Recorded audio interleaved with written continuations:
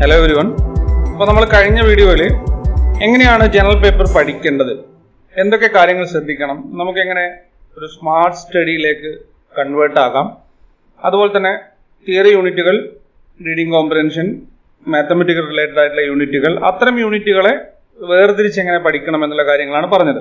അപ്പോൾ നമുക്കറിയാം നമ്മുടെ ജനറൽ പേപ്പറിനെ സംബന്ധിച്ചിടത്തോളം 10 യൂണിറ്റുകളാണുള്ളത്.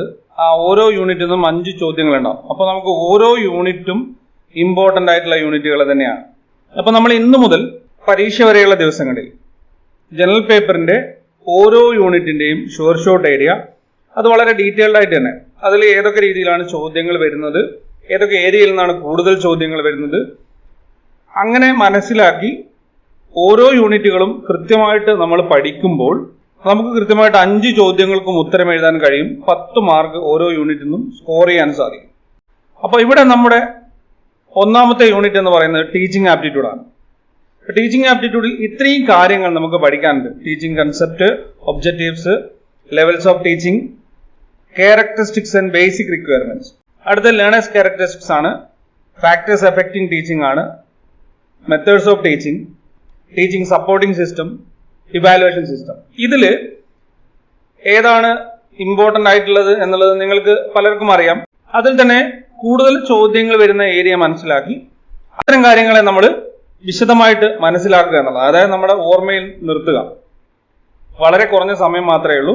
നമുക്ക് ഇന്നു മുതൽ ടീച്ചിങ് ആപ്റ്റിറ്റ്യൂഡ് മുതൽ ജനറൽ പേപ്പറിന്റെ 10 യൂണിറ്റുകളും ഇതുപോലെ മനസ്സിലാക്കാം. ഷോർട്ട് ഏരിയ ആണ്, അതിൽ പ്രധാനപ്പെട്ട ചോദ്യങ്ങളും കൂടെ നമുക്ക് ഉൾപ്പെടുത്താം. അപ്പൊ യാതൊരു കാരണവശാലും ഓരോ യൂണിറ്റിൽ നിന്നും നമ്മൾ പറയുന്ന ഈ കാര്യങ്ങൾ നിങ്ങൾ മിസ് ചെയ്യാൻ പാടില്ല എന്നുള്ളതാണ്. അപ്പൊ നമുക്കിതിൽ ഒന്നാമത്തെ കാര്യം എന്ന് പറയുന്നത് teaching concept and objectives, levels of teaching, characteristics and basic requirements. അപ്പൊ ഇതാണ് നമ്മുടെ ഒന്നാമത്തെ സബ് യൂണിറ്റ് ആയിട്ട് വരുന്നത്. അപ്പൊ ഓരോ കാര്യവും വളരെ കുറഞ്ഞൊരു സമയത്തിനുള്ളിൽ പറഞ്ഞു തീർക്കുക, കാര്യങ്ങളെ വ്യക്തമായിട്ട് മനസ്സിലാക്കുക. ഇനി ഇതിന്റെ തുടർച്ച അടുത്ത വീഡിയോയിൽ അപ്ലോഡ് ചെയ്യുക എന്നുള്ളതാണ്. ഒരു ദിവസം വേണമെങ്കിൽ 1, 2, 3 വീഡിയോ അപ്ലോഡ് ചെയ്യാവുന്നതാണ്. അപ്പൊ അങ്ങനെ ആവുമ്പോൾ ഓരോ ചെറിയ സമയത്തിനുള്ളിൽ നമുക്കൊരു ഗ്യാപ്പ് എടുത്തുകൊണ്ട് ഓരോ കാര്യങ്ങളും വളരെ വ്യക്തമായിട്ട് മനസ്സിലാക്കാൻ സാധിക്കുമെന്നുള്ളതാണ്. അപ്പൊ നമ്മൾ കഴിഞ്ഞ വീഡിയോയിൽ പറഞ്ഞതാണ് ടീച്ചിങ് ആപ്റ്റിറ്റ്യൂഡ് എന്താണെന്ന് മനസ്സിലാക്കുന്നതിന് മുമ്പായിട്ട് നമ്മൾ ടീച്ചിങ്ങിനെ പറ്റി നമുക്കൊരു കൃത്യമായിട്ടുള്ള ധാരണ ഉണ്ടായിരിക്കണം. അപ്പോൾ ആ ഒരു ധാരണ എന്ന് പറയുന്നത് നമുക്ക് ഒരുപാട് ഡെഫിനിഷൻസ് അവൈലബിൾ ആണ്, അതുപോലെ ഒരുപാട് റിസർച്ചുകൾ നമുക്ക് ഈ ഒരു മേഖലയിൽ അവൈലബിൾ ആണ്. എന്നാലും നമ്മൾ സിലബസിൽ പറഞ്ഞിരിക്കുന്ന കാര്യങ്ങളിൽ അത് പരീക്ഷയ്ക്ക് വരുന്ന രീതിയിലുള്ള കാര്യങ്ങൾ ഉൾപ്പെടുത്തിക്കൊണ്ടാണ് മുന്നോട്ടേക്ക് പോകുന്നത്. അപ്പം നമുക്ക് നേരെ വീഡിയോയുടെ വിഷയത്തിലേക്ക് കടക്കാം. നമ്മൾ ആദ്യത്തെ ഒരു വീഡിയോ ആയതുകൊണ്ടാണ് ഇൻട്രഡക്ഷനായിട്ട് കാര്യങ്ങൾ പറഞ്ഞത്. ഇനി അടുത്ത വീഡിയോ മുതൽ നമുക്ക് നേരെ കാര്യത്തിലേക്ക് കടക്കാം. അപ്പോൾ നമ്മൾ ടീച്ചിങ്ങിനെ പറ്റി മനസ്സിലാക്കണമെങ്കിൽ നിങ്ങൾ എന്താണ് ടീച്ചിങ് എന്നുള്ളതിനെ പറ്റി ചിന്തിക്കുന്നത്, അല്ലെങ്കിൽ അത് ആലോചിക്കുമ്പോൾ നിങ്ങളുടെ മൈൻഡിലേക്ക് എന്താണ് വരുന്നത് എന്നുള്ളത് ഒന്ന് ഓർത്തു നോക്കുക. ഓക്കെ, നമുക്കറിയാം ടീച്ചിങ് ഒരു നോബിൾ പ്രൊഫഷനാണ്. ഒരാളുടെ അറിവിനെ, അയാളുടെ സ്വഭാവത്തെ, പിന്നെ നമ്മുടെ മൈൻഡിലേക്ക് വരുന്നത് നമുക്കൊരു ക്ലാസ് റൂം ഉണ്ടായിരിക്കും, അവിടെ ടീച്ചർ ഉണ്ടായിരിക്കും. അത്തരത്തിലൊരു പിക്ചർ നമ്മുടെ മൈൻഡിലേക്ക് വരും. അത് ഫോർമലായിട്ടുള്ള ടീച്ചിങ് ആണ്. അപ്പോൾ എന്താണോ നമ്മുടെ മൈൻഡിലേക്ക് വരുന്നത്, ടീച്ചിങ് എന്ന് പറയുമ്പോൾ നമ്മുടെ മൈൻഡിലേക്ക് വരുന്നത് ആ ഒരു കാര്യം ഫോർമൽ ടീച്ചിങ്ങിൽ വരുന്നതാണ്. അത് നമുക്ക് കൂടുതലായിട്ട് പറയേണ്ടതില്ല, ഇൻട്രഡക്ഷൻ ആയിട്ട് പറഞ്ഞതേ ഉള്ളൂ. ഇൻഫോർമൽ എന്ന് പറയുമ്പോൾ നമുക്ക് ക്ലാസ്സിൽ നിന്ന് മാത്രമല്ല അറിവുകൾ ലഭിക്കുന്നത്, അല്ലെങ്കിൽ അവിടുന്ന് മാത്രമല്ല നമ്മൾ പഠിക്കുന്നത്, നമ്മുടെ ഫാമിലിയിൽ നിന്നും ഫ്രണ്ട്സിന്റെ സൈഡിൽ നിന്നും ഒക്കെ നമ്മൾ അറിവുകൾ നേടുന്നുണ്ട്. അത്തരം അറിവുകൾ ഇൻഫോർമലിൽ വരുന്ന കാര്യമാണ്. ഓക്കെ, ഈ 2 കാര്യം ഒന്ന് നോട്ട് ചെയ്ത് നോക്കും. ഇത്രയും കാര്യങ്ങൾ അതിൽ അറിയാനുള്ളൂ. അപ്പോൾ ടീച്ചിങ് ആപ്റ്റിറ്റ്യൂഡിലേക്ക് വന്നു കഴിഞ്ഞാൽ എന്താണ് ടീച്ചിങ് ആപ്റ്റിറ്റ്യൂഡ്? അപ്പോൾ ടീച്ചിങ്ങിനെ പറ്റി ബേസിക് ആയിട്ടുള്ള ഇത്രയും കാര്യങ്ങൾ നമ്മൾ മനസ്സിലാക്കുക. നമ്മുടെ എന്താണ് ടീച്ചിങ് എന്ന് പറയുമ്പോൾ നമ്മുടെ മൈൻഡിലേക്ക് വരുന്നതും, അതുപോലെ തന്നെ അത് ആ ഒരു പ്രൊഫഷന്റെ ഒരു സ്വീകാര്യത എത്രത്തോളം ഉണ്ട് എന്നുള്ളത് നമ്മൾ ഉൾക്കൊള്ളുക. അപ്പോൾ ടീച്ചിങ് ആപ്റ്റിറ്റ്യൂഡിലേക്ക് വരുമ്പോൾ ടീച്ച് ചെയ്യാനുള്ള ഒരു ടെൻഡൻസി എന്നുള്ള രീതിയിലാണ്. അപ്പോൾ നമുക്കിവിടെ പഠിക്കാനുള്ളത്, ടീച്ചിങ് ആപ്റ്റിറ്റ്യൂഡിൽ പഠിക്കാനുള്ളത് ഈ ഒരു ആപ്റ്റിറ്റ്യൂഡ് ബേസ് ചെയ്തിട്ടുള്ള ചോദ്യങ്ങളെ നേരിടുക എന്നുള്ളതാണ്. ഓക്കെ, ഈ ഒരു ആപ്റ്റിറ്റ്യൂഡിനെ ബേസ് ചെയ്തുകൊണ്ടുള്ള ചോദ്യങ്ങളെ നമ്മൾ നേരിടുക എന്നുള്ളതാണ് നമ്മളുടെ ഈ ഒരു യൂണിറ്റിലുള്ള പ്രധാനപ്പെട്ട കാര്യം. അപ്പോൾ ബേസിക് ആയിട്ട് ഇത്തരം കാര്യങ്ങളാണ് നമ്മൾ ഇവിടെ അറിയാനുള്ളത്, അല്ലെങ്കിൽ ഇവിടെ നമ്മൾ പഠിക്കേണ്ടത്. അപ്പോൾ ടീച്ചിങ് എന്താണെന്നും അത് ആ ഒരു പ്രൊഫഷൻ എത്രത്തോളം ഇമ്പോർട്ടൻ്റ് ഉണ്ടെന്നും ഒരു സ്റ്റുഡൻറ്റിനെ അല്ലെങ്കിൽ പഠിപ്പിക്കുന്ന ഒരാളെ എങ്ങനെ മാറ്റിയെടുക്കാം എന്നുള്ളതും ക്ലാസ് റൂം ടീച്ചിങ് എന്താണെന്നുള്ളതും നമ്മൾ ഇൻഫോർമലായിട്ട് പഠിക്കുന്ന കാര്യങ്ങൾ എന്താണെന്നുള്ളതും അതുപോലെ തന്നെ ടീച്ചിങ് ആപ്റ്റിറ്റ്യൂഡ് ബേസ് ചെയ്തുകൊണ്ട് നമുക്ക് വരുന്ന ചോദ്യങ്ങളെ എങ്ങനെ നേരിടാം എന്നുള്ളതും കൂടിയിട്ടാണ് നമ്മളിവിടെ ഉൾപ്പെടുത്തിയിരിക്കുന്നത്. ഓക്കെ, ഇനി നമുക്കറിയാം നമ്മുടെ സസ്റ്റൈനബിൾ ഡെവലപ്മെന്റ് ഗോൾ നമ്പർ 4 ആണ് എന്ത്, ക്വാളിറ്റി ഓഫ് എഡ്യൂക്കേഷൻ എന്ന് പറയുന്നത്. അപ്പോൾ അതുകൊണ്ട് തന്നെ അത് വളരെ ഇമ്പോർട്ടൻ്റ് ആയിട്ടുള്ളൊരു കാര്യമാണ്. നമുക്ക് നമ്മുടെ 17 ഗോളുകളിൽ 4ാമത്തെ ഗോളായിട്ടാണ് എല്ലാവർക്കും ഈക്വൽ ആയിട്ടുള്ള അല്ലെങ്കിൽ ക്വാളിറ്റിയോട് കൂടിയിട്ടുള്ള വിദ്യാഭ്യാസം ഉറപ്പുവരുത്തുക, അത് 2030 അത് ഉറപ്പുവരുത്തുക എന്നുള്ള രീതിയിലാണ് നമ്മുടെ സസ്റ്റൈനബിൾ ഡെവലപ്മെന്റ് ഗോള് മുന്നോട്ട് പോയിക്കൊണ്ടിരിക്കുന്നത്. അപ്പോൾ അതിവിടെ പറഞ്ഞു എന്നുള്ളതേ ഉള്ളൂ. പീപ്പിൾ ഡെവലപ്മെന്റ് ആൻഡ് എൻവയോൺമെന്റിൽ നമ്മൾ ഈ കാര്യം കൃത്യമായിട്ട് പഠിക്കുന്നുണ്ട്. ഇപ്പൊ ടീച്ചിങ് റിലേറ്റഡ് ആയിട്ട് ഇത്തരം കാര്യങ്ങൾ, ഇതുപോലുള്ള ചോദ്യങ്ങൾ നമുക്ക് വരാറുണ്ട്. അത്തരം ചോദ്യങ്ങൾ കണ്ടതുകൊണ്ടാണ് ഈ ഒരു കാര്യം ഉൾപ്പെടുത്തിയിരിക്കുന്നത്. ഓക്കെ, അപ്പോൾ നമ്മുടെ 4ാമത്തെ ഗോളായിട്ടും ഈ ഒരു കാര്യം SDGയിൽ നമ്മുടെ 4ാമത്തെ ഗോളായിട്ടും ഈ ഒരു കാര്യം ഉൾപ്പെടുത്തിയിട്ടുണ്ട് എന്നുള്ളതും നിങ്ങൾ ഓർത്തു വെക്കുക. ഓക്കെ, ഇനി അടുത്തത് ഒബ്ജക്റ്റീവ്സ് ഓഫ് ടീച്ചിങ് ആണ്. അപ്പൊ ഇവിടെ നിങ്ങൾ ഓർത്തിരിക്കുക, നമ്മൾ എക്സാം ഓറിയന്റഡ് ആയിട്ട് മാത്രമാണ് കാര്യങ്ങൾ പറഞ്ഞു പോകുന്നത്. ഇപ്പോൾ ബേസിക് ആയിട്ടുള്ള കാര്യങ്ങൾ പറഞ്ഞു പോകും. നമുക്ക് ചോദ്യങ്ങൾക്ക് ഉത്തരം കണ്ടെത്തുക എന്നുള്ളതാണ് നമ്മുടെ ഇവിടുത്തെ പ്രധാനപ്പെട്ട ലക്ഷ്യം എന്ന് പറയുന്നത്. അപ്പോൾ ടീച്ചിങ് എന്ന് പറയുന്നത് അല്ലെങ്കിൽ അതിൻ്റെ ഒരു ലക്ഷ്യം എന്ന് പറയുന്നത് വിദ്യാർത്ഥിയുടെ ഓൾ റൗണ്ട് ഡെവലപ്മെന്റ് ആണ്. ഓക്കെ, അത് തന്നെയാണ് ഉദ്ദേശിക്കുന്നത്.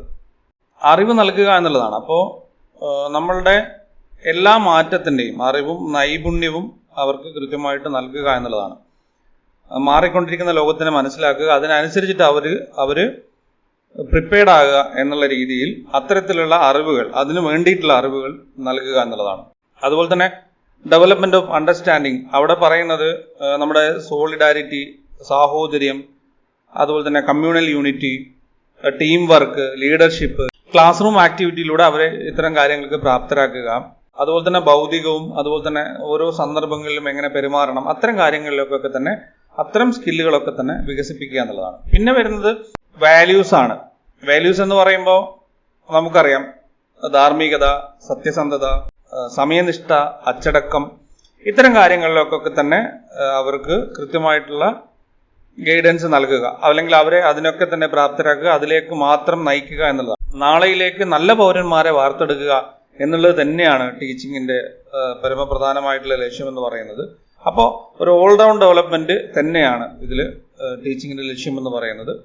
ആ കാര്യം മനസ്സിലാക്കി വെക്കുക. ഓക്കെ, അപ്പോൾ ടീച്ചിങ് കൺസെപ്റ്റ് ആൻഡ് ഒബ്ജക്റ്റീവ്സിൽ നമ്മൾ ഇത്രയും കാര്യങ്ങൾ കൃത്യമായിട്ട് ഓർത്തു വെക്കണം. നിങ്ങൾ ഓൾറെഡി പ്രിപ്പയർ ചെയ്യുന്നവരാണെങ്കിൽ ഡീറ്റെയിൽ ആയിട്ടുള്ള കാര്യങ്ങൾ നിങ്ങൾ അറിഞ്ഞിട്ടുണ്ടാവും. അപ്പോൾ ഇത്രയും കാര്യങ്ങൾ വിട്ടുകളയാതെ ഓർത്തു വെക്കുക എന്നുള്ളതാണ്. അപ്പോൾ ടീച്ചിങ് ആപ്റ്റിറ്റ്യൂഡിൽ അടുത്ത് നമ്മൾ മനസ്സിലാക്കേണ്ടത് ലെവൽസ് ഓഫ് ടീച്ചിങ് ആണ് അല്ലേ. Memory level of teaching, understanding level of teaching, reflective level of teaching. ഇത് മൂന്നും വിശദമായിട്ട് മനസ്സിലാക്കണം. സാധാരണ രീതിയിൽ ഈ ഒരു ഭാഗത്തുനിന്ന് ചോദ്യങ്ങൾ കണ്ടുവരാറുണ്ട്. ഓക്കെ, അപ്പോൾ memory level of teaching, memory level of ടീച്ചിങ്ങിന്റെ പ്രൊപ്പോണന്റ് ജോൺ എഫ് ഹെബർട്ട് ആണ്. ആ കാര്യം ഓർത്തു വെക്കുക. നമുക്കൊരു തവണ മാച്ച് ദ ഫോളോയിങ് ചോദിച്ച ചോദ്യമാണ്. അപ്പൊ ഇവിടെ ടീച്ചർ ഫോക്കസ് ചെയ്യുന്നത് പഠിച്ച കാര്യങ്ങൾ കൃത്യമായിട്ട് ഓർത്തു വെക്കുക, മെമ്മറൈസേഷൻ എന്നുള്ളത് തന്നെയാണ് ഫോക്കസ് ചെയ്യുന്നത്. ഓക്കെ, അപ്പൊ MLT-യില് കാര്യങ്ങളെ മനസ്സിലാക്കി പഠിക്കുന്നതോ അല്ലെങ്കിൽ കൺസെപ്റ്റ് മനസ്സിലാക്കി പഠിക്കുന്നതോ ഒന്നുമല്ല. അതായത് റോട്ട് ലേണിംഗ് ആണ്. എന്താണ് റോട്ട് ലേണിംഗ് എന്ന് പറയുമ്പോൾ? ആവർത്തിക്കുക, ബൈഹാർട്ട് ചെയ്യുക, അത് തന്നെയാണ് റോട്ട് ലേണിംഗ്. നമ്മളിപ്പോ ഗുണപട്ടിക, അതുപോലെ തന്നെ പീരിയോഡിക് ടേബിൾ, അതൊക്കെ നമ്മൾ ബൈഹാർട്ട് ചെയ്ത പോലെ മക്കപ്പ് ചെയ്യുക, ബൈഹാർട്ട് ചെയ്ത് പഠിക്കുക എന്നുള്ളത് തന്നെയാണ്. അപ്പൊ ടീച്ചർ സെന്റേർഡ് ആണ് ഈ ഒരു MLT എന്ന് പറയുമ്പോൾ. ലേണറിന് റോളുകൾ പൊതുവെ കുറവായിരിക്കും. അതുപോലെ തന്നെ സ്റ്റഡി മെറ്റീരിയൽ എന്ന് പറയുമ്പോൾ ഓർഗനൈസ്ഡ് ആയിരിക്കും, പ്രീ പ്ലാൻഡ് ആയിരിക്കും, ലോവർ ലെവൽ ആയിട്ടാണ് മെമ്മറി ലെവൽ വരുന്നത്. ഓക്കെ, ഇത്രയും കാര്യങ്ങൾ ഓർത്തു വെക്കുക. ഇത് മാത്രമാണ് ഇതിൽ ഓർക്കാനുള്ളത്. അപ്പോൾ ഇതിന്റെ main proponent John F Herbart ആണ്. റോട്ട് ലേണിംഗ് ആണ് വരുന്നത്. റോട്ട് ലേണിംഗ് എന്ന് പറഞ്ഞു കഴിഞ്ഞാൽ എന്താണ്? ആവർത്തിക്കുക, ഓർത്തു വെക്കുക, അതായത് മെമ്മറൈസ് ചെയ്യുക എന്നുള്ളതാണ്. അതുപോലെ തന്നെ ടീച്ചർ സെന്റേർഡ് ആയിരിക്കും, ലേണറിന് റോള് കുറവായിരിക്കും എന്നുള്ളതാണ്. അപ്പോൾ ഇതിന്റെ അഡ്വാൻറ്റേജ് എന്ന് പറയുമ്പോൾ യങ് സ്റ്റുഡന്റ്, അതായത് ചെറിയ ക്ലാസ്സുകൾക്കൊക്കെ ഇത് ഗുണം ചെയ്യും. വളരെ പതുക്കെ പഠിക്കുന്നവർക്ക്, ഇപ്പൊ സ്ലോ ലേണേഴ്സിന് ഇത് ഗുണം ചെയ്യും. ഇപ്പൊ ന്യൂ കൺസെപ്റ്റുകളൊക്കെ പഠിക്കുന്നവർക്ക്, ഇതുപോലുള്ള നമ്മുടെ പട്ടികകളൊക്കെ ബൈഹാർട്ട് ചെയ്ത് വെക്കണം എന്നുള്ളവർക്കൊക്കെ ഓക്കെയാണ്. മെമ്മറി ലെവൽ എന്ന് പറയുമ്പോൾ അണ്ടർസ്റ്റാൻഡിങ് ലെവലിന്റെയും റിഫ്ലക്റ്റീവ് ലെവലിന്റെയും ഒരു ബേസിക് ആണെന്ന് പറയാം. അപ്പൊ ഇതിന്റെ ദോഷങ്ങൾ എന്ന് പറയുന്നത് ഹയർ ക്ലാസ്സുകൾക്ക് ഇത് യോജിച്ചതല്ല, ടീച്ചർ സെന്റേർഡ് മെത്തേഡാണ്. അതുപോലെ തന്നെ ക്ലാസ് റൂം ഇന്ററാക്ഷൻ വളരെ കുറവായിരിക്കും. ക്ലാസ് റൂം മാനേജ്മെന്റിൽ പ്രോബ്ലംസ് ഉണ്ടാവും. സെൽഫ് ലേണിംഗിന് ഒരു സാധ്യത പോലും ഇതിലില്ല എന്നതാണ്. ഒരു പക്ഷേ ഇത്തരത്തിലുള്ള കാര്യങ്ങൾ ചോദിച്ചുകൊണ്ടായിരിക്കാം നമുക്ക് സ്റ്റേറ്റ്മെന്റ് ടൈപ്പ് ചോദ്യങ്ങളൊക്കെ വരുന്നത്. അതുകൊണ്ടാണ് ഇത് ഉൾപ്പെടുത്തിയത്. ഓക്കെ, ഇനി അടുത്തത് അണ്ടർസ്റ്റാൻഡിംഗ് ലെവൽ ഓഫ് ടീച്ചിങ് ആണ്. ഇതിന്റെ പ്രൊപ്പോണന്റ് HC മോറിസൺ ആണ്. മെമ്മറി ലെവലിന്റെ ഒരു എക്സ്റ്റൻഷൻ ആണെന്ന് തന്നെ പറയാം. ഓക്കെ, ഉള്ളടക്കം മനസ്സിലാക്കിയിട്ട് ആശയം മനസ്സിലാക്കി അങ്ങനെയുള്ള ഒരു ആസൂത്രിതമായിട്ടുള്ള ഒരു പഠന രീതിയാണ് ULT എന്ന് പറയുന്നത്. സ്റ്റുഡൻസിന്റെ മുൻകാല അറിവുകൾ, അതായത് നമ്മൾ എക്സ്റ്റൻഷൻ ഓഫ് മെമ്മറി ലെവൽ എന്ന് പറഞ്ഞല്ലോ, നമ്മുടെ ഓർമ്മയിലുള്ള കാര്യങ്ങളൊക്കെ കൂട്ടി യോജിപ്പിച്ചുകൊണ്ട് എല്ലാ കാര്യങ്ങളെയും മനസ്സിലാക്കി പഠിക്കുക എന്നതാണ്. ഇവിടെ ടീച്ചർ സ്റ്റുഡന്റ് ഒരേ താല്പര്യക്കാരാണ്. അപ്പോൾ ഒരു ഡെമോക്രാറ്റിക് ആയിട്ടുള്ള ഒരു അറ്റ്മോസ്ഫിയർ ക്ലാസ് റൂമിൽ ഉണ്ടാവും എന്നുള്ളതാണ്. ലേണർ സെമി ആക്റ്റീവ് ആയിരിക്കും, അതുപോലെ തന്നെ സബ്ജക്ട് സെന്റേർഡ് ആണ് ഇത് വരുന്നത് എന്നുള്ളത് മനസ്സിലാക്കുക. ഇത്രയും കാര്യങ്ങളാണ് അണ്ടർസ്റ്റാൻഡിംഗ് ലെവൽ വരുന്നത്. അണ്ടർസ്റ്റാൻഡിംഗ് ലെവൽ എന്ന് പറയുന്നത് എക്സ്റ്റൻഷൻ ഓഫ് മെമ്മറി ലെവലാണ്. ഉള്ളടക്കം മനസ്സിലാക്കി കാര്യങ്ങളെ മനസ്സിലാക്കി വിശദമായി ഉൾക്കൊണ്ട് അങ്ങനെ പഠിക്കുക എന്നുള്ളതാണ്. പേര് പോലെ തന്നെയാണ് അതിനെ മനസ്സിലാക്കേണ്ടത്. ഓക്കെ, അഡ്വാൻറ്റേജ് എന്ന് പറയുമ്പോൾ ഇഫക്റ്റീവ് ലേണിംഗ് ആയിരിക്കും. വ്യത്യസ്ത മേഖലകളിലെ അഭിരുചി അത് ഡെവലപ്പ് ചെയ്യുന്നുണ്ട്. അതുപോലെ തന്നെ ടീച്ചർ സ്റ്റുഡന്റ് ഇന്ററാക്ഷൻ ലെവൽ എന്ന് പറയുന്നത് നല്ല രീതിയിലായിരിക്കും. അതുപോലെ റിഫ്ലക്റ്റീവ് ലെവലിന്റെ ഒരു സ്റ്റാർട്ടിംഗ് ആണ് എന്ന് പറയാം. ഓക്കെ, ദോഷങ്ങൾ എന്ന് പറയുന്നത് ഹയർ കൊഗ്നിറ്റീവ് എബിലിറ്റികളെ ഇഗ്നോർ ചെയ്യുന്നുണ്ട്. അതുപോലെ സ്റ്റുഡൻസിന് സ്വന്തമായിട്ട് തോന്നിയിട്ട് പഠിക്കാനുള്ള ഒരു ആന്തരിക പ്രചോദനത്തിനുള്ള സാധ്യത വളരെ കുറവാണ്. അതുപോലെ തന്നെ ഇൻഡിവിജ്വൽ ലേണിംഗ് ഇല്ല എന്നുള്ളതാണ്. അതായത് ഓരോരുത്തർക്കായിട്ട് പ്രാധാന്യം ലഭിക്കുന്നില്ല എന്നുള്ളതാണ്. ഇവിടെയും ടീച്ചർ സെന്റേർഡിന് സബ്ജക്ട് ഓറിയന്റഡ് ആണെങ്കിൽ, സബ്ജക്ട് സെന്റേർഡ് ആണെങ്കിലും ടീച്ചർ സെന്റേർഡ് കൂടിയാണ് എന്നുള്ളതാണ്. ഇനീഷ്യേറ്റീവ് എടുക്കുന്നത് ടീച്ചർ തന്നെയാണ് എന്നുള്ളതും ഒരു പോരായ്മയായിട്ട് കാണാം. Okay, reflective level of teaching RLT proponent Hunt ആണ്. ഒരു ഹയസ്റ്റ് ലെവൽ ഓഫ് ടീച്ചിങ് ആണെന്ന് തന്നെ പറയാം. ഓക്കെ, പ്രോബ്ലം സെൻട്രിക് അപ്രോച്ച് ആണ്, സ്റ്റുഡന്റ് സെന്റേർഡ് ആയിരിക്കും എന്നുള്ളതാണ്. ഇവിടെ പ്രധാനപ്പെട്ട പ്രത്യേകതകൾ എന്ന് പറയുന്നത് ക്രിട്ടിക്കൽ തിങ്കിങ് ഡെവലപ്പ് ചെയ്യുക എന്നുള്ളതാണ്. അതായത് ഹണ്ടിന്റെ അഭിപ്രായത്തിൽ കൂടുതൽ സജീവമായിരിക്കണം, നിലനിൽക്കുന്നതായിരിക്കണം, വിമർശനാത്മകമായിരിക്കണം, കഴിവുകളെ വികസിപ്പിക്കാൻ പറ്റുന്ന രീതിയിലായിരിക്കണം. ഓക്കെ, തീരുമാനമെടുക്കാനുള്ള കഴിവ്, സ്വന്തമായിട്ട് ചിന്തിക്കാനുള്ള കഴിവ്, ഒരു പ്രോബ്ലം കിട്ടിക്കഴിഞ്ഞാൽ അത് സോൾവ് ചെയ്യാനുള്ള ഒരു കഴിവ്, അതായത് നമ്മുടെ ഒരു അപ്ലിക്കേഷൻ ലെവലിലേക്ക് കാര്യങ്ങൾ വരുന്നു എന്നുള്ളതാണ് റിഫ്ലക്റ്റീവ് ലെവൽ എന്ന് പറയും. ഓക്കെ, അത്തരം കാര്യങ്ങൾ ഓർത്തു വെക്കുക. ഏറ്റവും വിപുലമായിട്ടുള്ള ഒരു തലമാണ്. സ്റ്റുഡൻസിന് ഐഡിയ മനസ്സിലായാൽ മാത്രമേ പഠനം അവസാനിപ്പിക്കുന്നു എന്നുള്ളതാണ്. അപ്പോൾ ഇതിന്റെ അഡ്വാൻറ്റേജ് എന്തൊക്കെയാണ്? തോട്ട്ഫുൾ മോഡ് ഓഫ് ഓപ്പറേഷൻ ആണ്, ലേണർ സെന്റേർഡ് ആണ്, പ്രോബ്ലം സോൾവിങ് സ്കില്ല് ഡെവലപ്പ് ചെയ്യുന്നുണ്ട്, മാക്സിമം ഫ്ലെക്സിബിൾ ആണ്, ക്രിയേറ്റിവിറ്റി ഡെവലപ്പ് ചെയ്യുന്നുണ്ട്, സെൽഫ് മോട്ടിവേഷൻ. ഡിസഡ്വാൻറ്റേജസ് എന്ന് പറയുന്നത് നമ്മൾ നേരത്തെ മെമ്മറി ലെവൽ പറഞ്ഞതുപോലെ തന്നെ അവിടെ ഹയർ ലെവലിന് പറ്റില്ല. ഇവിടെ ലോവർ ക്ലാസ്സിന് reflective level of teaching suitable അല്ല. ടൈം കൺസ്യൂമിംഗ് ആണ്. നമ്മൾ ചിന്തിച്ച് പ്രവർത്തിക്കുന്നത് കൊണ്ട് തന്നെ നമുക്ക് അതിൻ്റെതായ സമയം എടുക്കുന്നുണ്ട്. പ്രധാനപ്പെട്ട മറ്റൊരു കാര്യം എന്ന് പറയുന്നത് ഇന്ത്യൻ ക്ലാസ് റൂമിന് സ്യൂട്ടബിൾ അല്ല എന്നുള്ളതാണ്. അപ്പോൾ RFTയിലേക്ക് വരുന്ന സമയത്ത് നമുക്ക് ചിലപ്പോൾ അത് ചോദ്യമായിട്ടൊക്കെ വന്നേക്കാം. ചില നോട്ടിലൊക്കെ ഇങ്ങനെ കാണുന്നുണ്ട്. അതെന്തുകൊണ്ടാണ് അങ്ങനെ പറയുന്നത്? ക്രിയാത്മകം, അതുപോലെ തന്നെ വിമർശനാത്മകമായിട്ടുള്ള കഴിവുകൾ, തീരുമാനമെടുക്കാനുള്ള കഴിവ്, സ്വതന്ത്ര ചിന്ത, പ്രശ്നങ്ങൾ പരിഹരിക്കുന്നതിനുള്ള കഴിവ് വികസിപ്പിക്കുക, ഇത്തരം കാര്യങ്ങളൊന്നും തന്നെ നമ്മുടെ ക്ലാസ് റൂമിലേക്ക് മുഴുവനായിട്ട് വന്ന് തുടങ്ങിയിട്ടില്ല. ലേണർ സെന്റേർഡ് അതുപോലെ ചിന്തിച്ച് പ്രവർത്തിക്കുക നിലവിലുള്ള ഇന്ത്യൻ ക്ലാസ് റൂമിന് സ്യൂട്ടബിൾ അല്ല എന്നുള്ളതാണ് പറയുന്നത്. ഡൽ സ്റ്റുഡന്റിന് പറ്റില്ല. അതുപോലെ തന്നെ ടീച്ചർമാർക്ക് കുറച്ചുകൂടെ ബേർഡൻ ആയിരിക്കും എന്നുള്ളതാണ്. അപ്പോൾ ടീച്ചർമാർക്ക് കുറച്ച് വർക്ക് ലോഡ് കൂടുതലായിരിക്കും എന്നുള്ളതാണ് ഇവിടെ പറയുന്നത്. ടീച്ചേഴ്സിന് അത്രത്തോളം ഗുണകരമായിട്ടുള്ള ഒരു ഇതല്ല റിഫ്ലക്റ്റീവ് ലെവൽ എന്ന് പറയുന്നത്.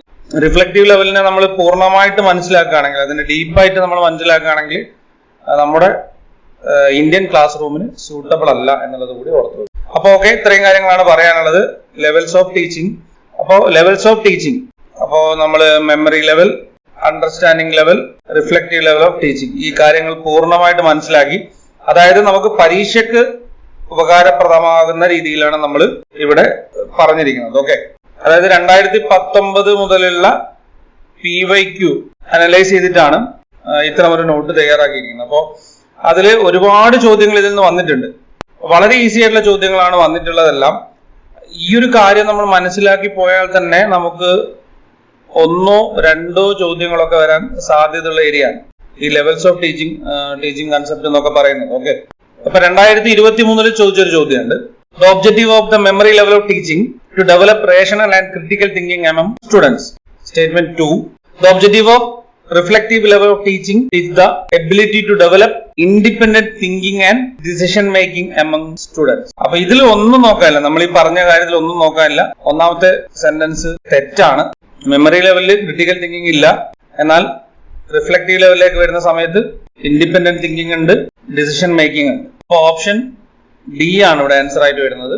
സ്റ്റേറ്റ്മെന്റ് 1 തെറ്റാണ്, രണ്ടാമത്തെ സ്റ്റേറ്റ്മെന്റ് ശരിയാണ്. ഓക്കെ, അടുത്തൊരു ക്വസ്റ്റ്യൻ.